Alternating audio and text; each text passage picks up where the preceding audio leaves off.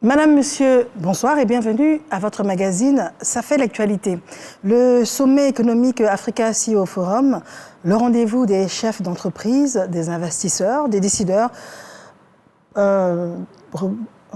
Oula, excusez-moi. Excusez-moi, est-ce qu'on peut reprendre?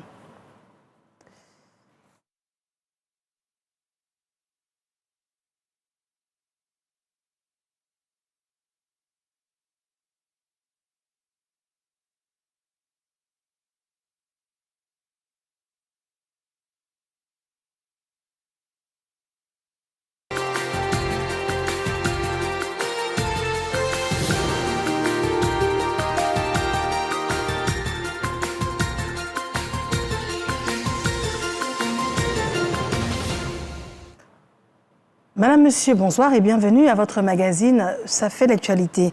Le sommet économique Africa CEO Forum, le rendez-vous des chefs d'entreprise, des investisseurs, des décideurs venus d'Afrique et du monde se tiendra les 5 et 6 juin prochains à Abidjan. 2 jours de conférences, de rencontres B2B, de débats. C'est également 1800 entreprises venues de tout le continent. Nous parlons de 40 pays africains pour un événement de haute portée économique. Et il va s'agir, in fine, de réfléchir et de trouver comment transformer les conséquences économiques des différentes crises en opportunités. Des leaders politiques attendus, lesquels? Quels seront les sujets abordés lors de ce forum? On en parlera. Nous reviendrons également sur les enjeux d'un tel forum et ça fait l'actualité. Je vous propose de suivre Ahmed Traoré qui nous propose son reportage. L'Africa CEO Forum est de retour. Le plus grand rassemblement du secteur privé africain se tient au Sofitel Ivoire d'Abidjan. Y sont attendus plus de 1500 participants, parmi lesquels les dirigeants des plus grandes entreprises africaines et internationales, mais aussi des chefs d'État et de gouvernement. Il sera question au fil des discussions de souveraineté économique de l'Afrique, alors que la crise du Covid-19 qui a profondément bouleversé les économies et les chaînes d'approvisionnement mondiales et les conséquences de la guerre en Ukraine ont montré la trop grande dépendance du continent vis-à-vis du reste du monde, y compris pour des besoins les plus vitaux. Qu'il s'agisse de réduire le déficit commercial pour les denrées alimentaires prévu à 110 milliards de dollars d'ici 2025, de reprendre le contrôle des données numériques dont 80% sont stockées hors d'Afrique, ou de fabriquer localement des médicaments, la quête d'une plus grande autonomie économique devient un élément central des politiques publiques sur le continent. Des stratégies dont la mise en œuvre doit cependant reposer sur un dialogue public-privé solide impliquant des champions africains d'aujourd'hui et préparant le terrain pour ceux de demain, comme le démontrent les récents succès du Maroc dans la logistique et du Nigeria dans le secteur du ciment. Comment les économies africaines peuvent-elles émerger des chocs mondiaux? Quels secteurs les États doivent-ils cibler dans leur quête de souveraineté et quel impact cela peut-il avoir sur la mise en place du marché commun africain? Comment le secteur privé africain peut-il continuer à l'autosuffisance alimentaire du continent? Ou encore, comment africaniser le financement des grands projets d'infrastructure? Voilà autant de questions auxquelles la communauté Africa CEO Forum tentera de proposer des solutions. Cette édition, qui marquera par ailleurs les 10 ans de ce rendez-vous le plus important du secteur privé africain, sera aussi l'occasion pour les leaders politiques et économiques de discuter de la transition énergétique et des opportunités historiques que ce défi mondial offre au continent riche en matières premières indispensables à la production d'énergie propre. Sont ainsi attendus au Sofitel Ivoire d'Abidjan le chef de l'État ivoirien Alassane Ouattara, le Sénégalais Macky Sall, le Nigérien Mohamed Bazoum, le Mauritanien Mohamed Ould Ghazouaoui, le Ghanéen Nana Akufo-Addo ou encore le vice-président nigérian Yemi Osinbajo. Par ailleurs, cette année, l'événement accueillera pour la première fois les dirigeants et les fondateurs des principales licornes pionnières d'Afrique. De retour en studio, nous recevons M. Frédéric Maury. Monsieur, bonsoir. Bonsoir. Merci d'avoir accepté notre invitation.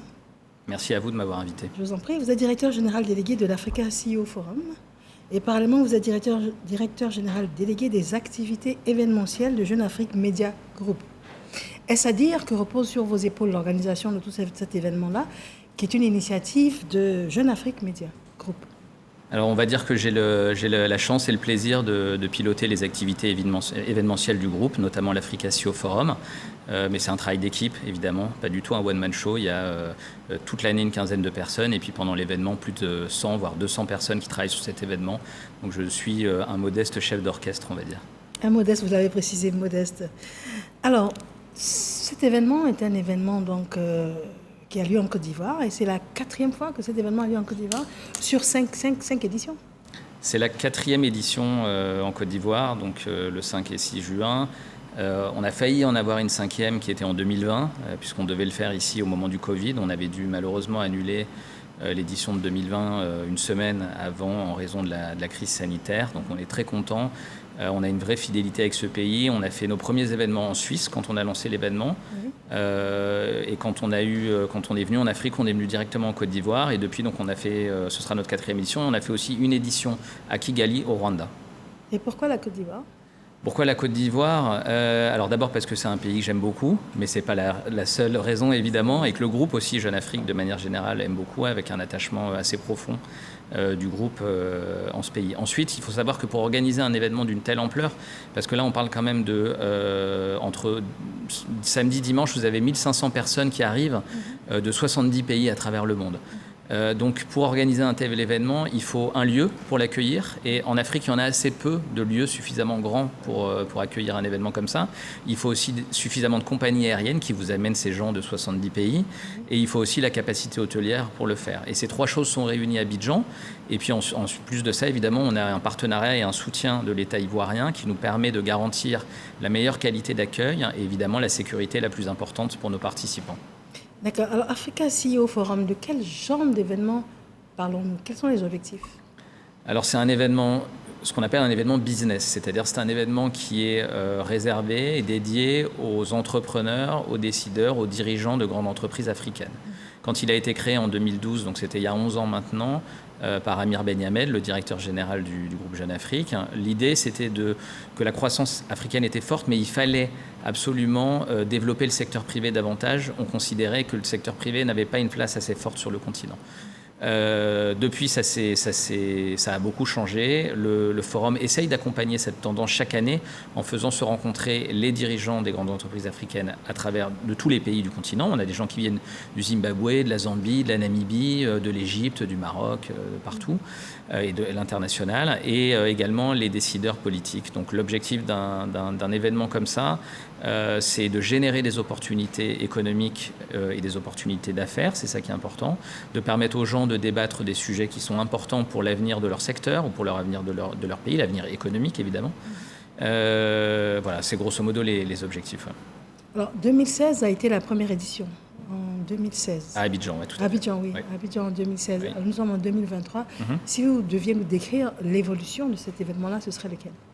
Alors, c'est sûr que moi, j'ai vu grandir cet événement au cours de toutes ces années.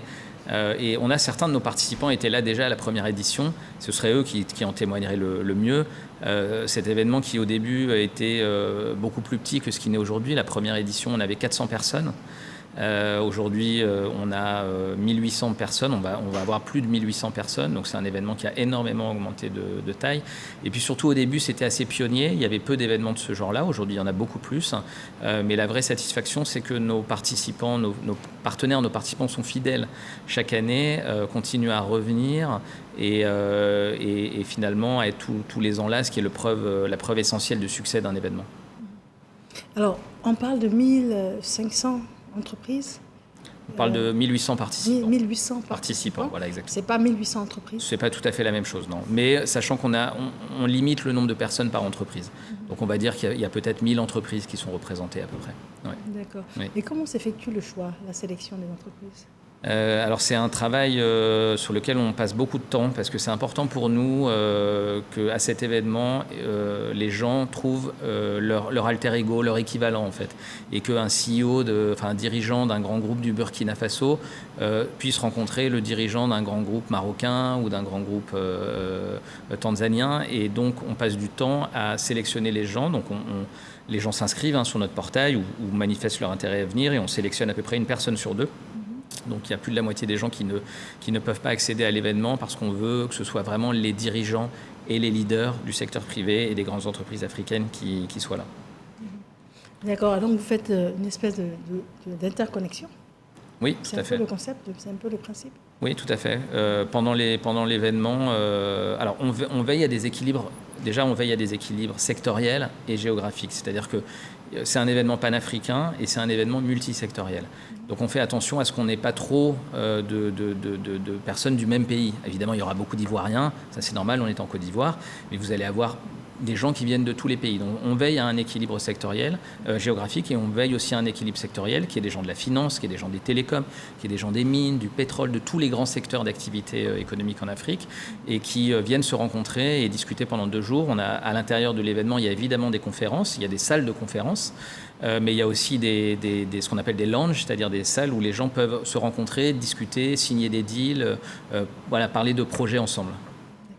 Alors aujourd'hui, avec l'explosion des réseaux sociaux, comment vous avez trouvé l'équilibre dans le sens où c'est beaucoup plus facile de communiquer, de faire des interconnexions. Comment vous avez trouvé l'équilibre au point où cet événement est un événement d'une telle ampleur? Alors, pendant 2 ans, on n'a pas fait d'événements. C'était le Covid. C'était l'époque du digital. Donc, on n'a pas fait d'événements physiques, pardon. On a fait des événements digitaux qui se passaient bien et fonctionnaient bien. Quand on est sorti de cette période-là, on s'est aperçu que les réseaux sociaux, Internet, tout ce qui est digital, qu'on utilise évidemment en permanence et énormément, c'est pas le sujet, mais ça remplaçait pas du tout la rencontre physique. La preuve, c'est que quand on est revenu à Abidjan l'année dernière, en juin 2022, on n'avait pas fait d'événement depuis 3 ans, on est revenu dans une période qui était encore assez difficile et on a eu un record de participation comme on n'avait jamais connu parce que les gens attendaient ça en fait. Donc le digital pour nous c'est un appui, c'est un outil. On a digitalisé nos événements. Par exemple, les gens qui ne peuvent pas participer à l'événement pourront pourront regarder l'événement sur notre site internet www.africasioforum.com parce que la web TV leur permettra d'assister aux conférences en digital, de voir des gens interviewés, etc. Donc ils vont pouvoir y accéder à distance. Donc on s'appuie sur les outils digitaux pour notre travail, mais les gens veulent venir parce qu'ils veulent se rencontrer. Alors, les gens veulent venir, ça veut dire que le grand public est exclu, va regarder ça depuis les différentes plateformes que vous avez citées. Mais c'est vraiment les personnes conviées, invitées, qui seront donc au centre de toutes ces activités. C'est le principe en effet de base de notre événement. Après, on a conscience aussi de notre responsabilité, c'est-à-dire qu'on est un grand événement aujourd'hui qui attire beaucoup de gens, des leaders politiques, des leaders du secteur privé, beaucoup de médias. On a 200 journalistes qui seront là, donc on a conscience de nos responsabilités, donc on ne veut pas non plus se refermer sur nous-mêmes et être fermé aux autres. C'est pour ça qu'on a mis en place, par exemple, je vous donne un exemple, mais l'année dernière, une initiative qu'on appelle, alors c'est des termes anglais, je suis désolé, mais voilà, on appelle ça le Disruptors Club, qui est en fait un club de start-up qu'on a créé avec Visa et qui permet d'inviter chaque année à l'Africa CEO Forum. Cette année, on aura plus de 50 dirigeants de start-up africaines qui n'auraient normalement pas eu accès à un événement de cette taille-là parce qu'ils sont trop petits ou parce qu'ils n'en ont pas forcément les moyens, parce que ça coûte cher aussi d'assister à des événements comme ça. Et en fait, ces 50 start-up-là, on fait venir. Donc on essaie de s'ouvrir tout en restant dans le domaine économique auprès d'entrepreneurs, c'est ça qui est important pour nous. fait aussi une large place aux femmes entrepreneurs, par exemple. Et ensuite, pour tous ceux qui ne peuvent pas venir, mais qui ont un intérêt, parce que, je ne sais pas, ils sont des étudiants en économie, ou ils sont entre guillemets, petits entrepreneurs, mais ce n'est pas péjoratif, c'est-à-dire de petites entreprises ou des nouveaux entrepreneurs, mais qui voudraient goûter un petit peu à l'Africa CEO Forum. C'est pour ça qu'on a créé cette web TV, qui est en plein cœur du forum. C'est un plateau, comme celui où on est aujourd'hui, en plein milieu du forum, qui va permettre de faire vivre le forum pour les gens qui n'y sont pas et de pouvoir goûter un petit peu. Et puis avec l'espoir pour nous, ce qu'on veut et ce qu'on aime, c'est quand les gens nous disent, moi mon rêve c'est un jour d'avoir suffisamment de succès pour pouvoir venir au forum. Voilà. Alors au-delà des mises en relation que vous faites, est-ce que vous assurez le suivi de ces mises en relation ? Alors, on est une plateforme, c'est-à-dire qu'on fonctionne toute l'année. C'est-à-dire qu'on fait un grand événement physique annuel. Enfin, l'Africa CEO Forum, c'est un grand événement physique annuel. Mais on a aussi des événements digitaux toute l'année. On a aussi des modes de connexion toute l'année qui permettent aux gens de continuer à se connecter. Donc notre objectif, c'est d'être une plateforme et de pouvoir passer d'un modèle où finalement les gens se voient une fois par an à un modèle où tout au long de l'année, notamment grâce aux outils digitaux, et c'est là où ça nous aide, les gens peuvent se connecter et continuer à travailler ensemble. On a organisé par exemple au cours des derniers mois des événements digitaux qu'on appelle Investin, qui montrent les propositions, les opportunités d'investissement dans certains pays. On a fait Investin Togo, on a fait Investin Côte d'Ivoire, et à chaque fois on avait entre 500 et 1000 personnes qui venaient, qui se connectaient et qui pouvaient aussi ensuite discuter entre eux pour parler opportunités d'investissement dans leur pays. D'accord. Alors, des leaders politiques sont annoncés. Lesquels et pourquoi ? Déjà pourquoi ? Je vais commencer par pourquoi.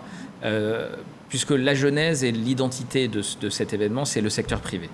C'est pour ça qu'on a commencé, parce que en 2012, quand on a fait la première édition, des événements politiques, des événements institutionnels, il y en avait plein. Il y en a toujours plein d'ailleurs.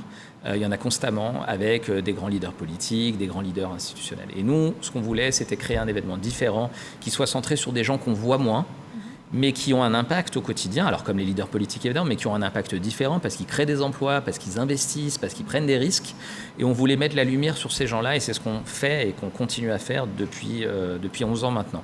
Néanmoins, depuis 2016, depuis la première édition à Abidjan, on a pris conscience, grâce à nos participants et nos partenaires, de l'importance de ce qu'on appelle le dialogue public-privé, c'est-à-dire le dialogue entre les leaders du secteur privé et les leaders politiques, puisque fondamentalement, si les leaders politiques n'accompagnent pas la croissance du secteur privé, n'investissent pas dans les infrastructures, les entrepreneurs ont du mal à s'épanouir. Voilà, exactement. Donc, on a mis ça en place et donc du coup, on a développé le dialogue public-privé. Au cours des dernières éditions, chaque année, on a eu de nombreux chefs d'État qui sont venus, de nombreux ministres et chefs de gouvernement. Et donc cette année encore, on aura la présence, en dehors évidemment du président Ouattara, de 5 premiers ministres, donc le premier ministre marocain, qui est le chef de gouvernement marocain qui sera là, le chef du gouvernement du Cameroun, le chef du gouvernement du Gabon, le chef du gouvernement de Sao Tomé et évidemment le Premier ministre ivoirien. Et puis des dizaines de ministres que je ne vais pas citer parce qu'il y en a beaucoup. On a un ministre l'économie du Mozambique, par exemple, qui vient. Enfin, voilà, on a beaucoup de ministres qui viennent d'un peu partout en Afrique et aussi des leaders institutionnels. Aujourd'hui, sur un événement de 1800 personnes, on a à peu près 300 personnes qui sont du secteur public. Donc, ça reste une minorité par rapport au reste, mais c'est une minorité qui est importante, évidemment. Quand vous dites Cameroun, Gabon, par exemple, est-ce qu'il y a une espèce d'émergence de start-up au point de devenir des entreprises vraiment incontournables ? Alors c'est le thème central de notre événement cette année, c'est-à-dire ce qu'on a appelé de 300 à 3000. Aujourd'hui en Afrique, il y a 300 entreprises qui font plus d'1 milliard d'euros de chiffre d'affaires. En Asie, par comparaison, il y en a un peu plus de 3500. Et donc on a comme volonté de participer à la croissance très forte des grandes entreprises africaines. Pas juste parce qu'on veut des grandes entreprises, mais parce qu'on pense que c'est grâce à ça que la souveraineté économique de l'Afrique se construira, en ayant ses propres leaders économiques. Et qu'il n'y en a pas assez en Afrique. Donc, qui seront les leaders, qui seront les champions de demain ? En fait, il y a 2 catégories de champions de demain. Il y a les entreprises familiales. Il y en a énormément en Afrique. Le tissu économique africain est essentiellement fait d'entreprises familiales. Et depuis quelques années, on a un programme d'accompagnement pour les entreprises familiales qui permet à ces dirigeants-là de se rencontrer, de travailler ensemble, de faire ce qu'on appelle des workshops, des ateliers ensemble, pour croître et développer leurs activités. C'est le premier volet. Et le deuxième volet, c'est en effet les startups, puisque les startups d'aujourd'hui, dans 2 ans, peut-être 5 ans, ce seront les nouveaux géants de demain. Il y a des startups africaines qui sont devenues ou en passe de devenir des géants. Et donc, on les accompagne, notamment en leur ouvrant nos portes par le programme dont je vous parlais tout à l'heure, qui leur permet d'assister à notre événement, de rencontrer des investisseurs et des partenaires potentiels dans leur activité, ce qui est extrêmement important, et de devenir les futurs champions dont l'Afrique a besoin. Alors, quand vous parlez des entreprises familiales, par rapport au fait que ce soit familial, il y a une certaine pérennité qui s'inscrit ? C'est l'enjeu fondamental des entreprises familiales. Évidemment qu'elles connaissent les mêmes enjeux que les entreprises classiques. La performance économique, la rentabilité, etc. Mais leur enjeu plus structurel, c'est de perdurer dans le temps. Aujourd'hui, en Afrique, on a beaucoup d'entreprises familiales, mais les plus anciennes, elles sont peut-être à la deuxième, voire à la troisième génération parfois dans certains pays comme Maurice, le Maroc, etc. Mais en général, on est plutôt à la deuxième, alors que dans beaucoup de pays du monde, aux États-Unis évidemment, en Europe, en Asie, vous avez des entreprises familiales qui en sont parfois à la 10e, 15e, 20e génération.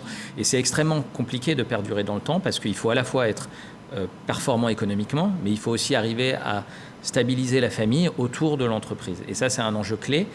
Et c'est très important que l'Afrique, qui a un tissu d'entreprises familiales de qualité, fasse perdurer ces entreprises familiales-là, parce que quel est le risque ? Le risque, c'est que ces entreprises familiales-là, au bout d'une ou deux générations, soit elles disparaissent, ça peut arriver évidemment, soit elles soient rachetées par des groupes, des grands groupes, parfois des multinationales étrangères, qui ont leur rôle à jouer évidemment en Afrique, mais ce n'est pas la même chose quand votre tissu économique il est possédé par des entreprises étrangères ou par des entreprises locales, ça n'a pas le même impact. Pas le même impact. Exactement. Alors, quelles sont les thématiques que vous souhaitez aborder pendant ce forum-là et pourquoi ce choix ? Alors, il y a un an, à la sortie du Covid, on a décidé de consacrer notre thème, donc l'année dernière, à la souveraineté économique de l'Afrique. L'objectif, c'était vraiment de réfléchir à la manière dont le continent pouvait construire sa souveraineté, notamment dans des secteurs stratégiques. On en a parlé pendant le reportage tout à l'heure. Donc, la souveraineté alimentaire, la souveraineté énergétique, la souveraineté dans le domaine de la santé, la souveraineté dans le domaine des data centers. Il y a beaucoup de sujets de ce type-là et on pense que c'est un sujet fondamental pour le continent, pour se développer économiquement. Le constat qu'on a fait, c'est que un an plus tard, tous les problèmes qui existait à un an, malheureusement, n'ont fait qu'empirer. C'est-à-dire qu'aujourd'hui, on a la crise inflationniste, les prix qui explosent, on a la crise alimentaire, on a la crise de la dette. Donc le sujet de la souveraineté reste plus que jamais le sujet central pour le continent et c'est le sujet qu'on veut continuer à pousser. La différence cette année par rapport à l'année dernière, c'est qu'on va vraiment se concentrer sur ce que je vous disais tout à l'heure, c'est-à-dire comment est-ce qu'on multiplie par 10 le nombre de grandes entreprises africaines, comment est-ce qu'on arrive à avoir des vrais champions nationaux d'abord, régionaux ensuite et évidemment africains, puisque ce qui est important, c'est ce contexte du continent qui peut porter le développement des entreprises. Alors là, vous parlez de panels, par exemple, vous parlez de rencontres, mais là, il y aura forcément des rencontres B2B et tout. Et donnez-nous pratiquement comment ça va se passer pour certaines entreprises dès lundi. Alors c'est un événement qui dure 48 heures, qui est extrêmement dense puisque pendant 48 heures, on a à peu près 45 panels, tables rondes, donc des sessions où les gens discutent du fond. Donc sur 48 heures, vous imaginez la quantité en permanence de ce qui se passe. Et puis au-delà de ça, vous avez aussi des événements qui ont lieu tout au long de la journée, des rencontres, ce que vous appelez des rencontres B2B, ou ce qu'on appelle des deal rooms, où des ministres viennent rencontrer des investisseurs pour présenter des projets, ou des rencontres, on va dire, plus informelles, ou qu'on peut appeler des cocktails, par exemple. On a un cocktail, par exemple, pour les femmes entrepreneurs, où on réunit une centaine de femmes entrepreneurs de tout le continent qui peuvent justement discuter de leurs problématiques, de leurs grands enjeux. Et on a, par exemple, Ecobank, qui est un grand groupe bancaire panafricain, qui va signer la charte du genre, qui est une charte qu'on porte et qui est une charte en faveur de la diversité et de l'équilibre des salaires entre les hommes et les femmes. Donc il y a énormément de choses en permanence qui se passent dans cet événement. Les gens ne savent plus vraiment où donner de la tête. En général, au bout de 48 heures, ils repartent en disant « j'ai pas pu faire un quart de ce que je voulais faire ». Mais c'est comme ça veut dire qu'on donne beaucoup de choses à beaucoup de monde. Voilà. D'accord. Alors si vous deviez résumer les enjeux d'un tel événement, ce serait... C'est à vos propos. Alors je vais commencer peut-être par les enjeux externes et puis après je dirai les enjeux internes peut-être quand même. On va dire les enjeux externes pour nous, et je pense qu'ils sont déjà largement accomplis, c'était de réussir à attirer une nouvelle fois en Côte d'Ivoire avec l'Africacio Forum des grands partenaires internationaux, des grands participants. Et ça, c'est déjà fait puisqu'on est aujourd'hui avec davantage de participants que l'année dernière, encore plus de partenaires de renom. Donc ça veut dire que la Côte d'Ivoire et l'Africacio Forum sont des destinations extrêmement attractives pour tous ces gens-là. Ça, c'était le premier enjeu. Le deuxième enjeu, on va dire, c'est d'arriver à la sortie de ces 2 jours à avoir des avancées sur les sujets de la souveraineté dont je vous parlais tout à l'heure, avec non pas forcément des décisions en tant que telles, parce que moi je ne crois pas aux décisions qui se prennent en 2 jours, ça n'existe pas. Okay. Voilà. Mais là où on pose les germes de décisions qui vont peut-être se faire dans 6 mois, 1 an, 2 ans, mais qui vont permettre de construire cette souveraineté de demain. Donc ça, c'est les grands enjeux. Et puis après, il y a les enjeux plus que moi j'appelle internes, c'est-à-dire réussir l'événement. C'est-à-dire que les gens sortent de ces 48 heures-là en se disant c'était extraordinaire, qu'ils ont envie de revenir, qu'ils pensent déjà à réserver pour l'année prochaine. Et que voilà, parce que c'est une très grosse aventure, c'est très complexe à mettre en place pour toutes les équipes qui travaillent dessus. Donc évidemment, nous, notre satisfaction, c'est que tout le monde soit le plus content possible à la sortie de cet événement. D'accord. Alors, une équipe de 150-200 personnes, une rotation de 1800 personnes, s'il faut de la logistique impressionnante pour gérer tout ça. C'est une grosse logistique, tout à fait. Donc donc d'abord, produire un événement de cette taille-là, qui est un événement de standard international, c'est entre 9 mois et 1 an de travail. Donc c'est un long travail. On est une équipe d'une quinzaine de personnes qui travaillent toute l'année sur ce projet-là. Et ensuite, évidemment, au moment où on s'approche de l'événement, tout prend une taille démesurée. Et c'est là où on va commencer à être 50, 100, et puis pendant l'événement, jusqu'à 200 personnes, avec tous les gens qui travaillent, tous les Ivoiriens qu'on emploie sur place et qui travaillent sur tous les métiers. Ça va de couper du bois parce qu'il faut construire le matériel, jusqu'à gérer la technique. Enfin, voilà. Donc ça, c'est tous les emplois qu'on crée sur place. Donc c'est une grosse machinerie et une grosse aventure pour arriver à produire un événement de telle ampleur. Et la logistique, c'est extrêmement complexe parce que, comme je vous le disais, les gens, sur 1800 participants, on en a 1500 qui viennent de l'étranger.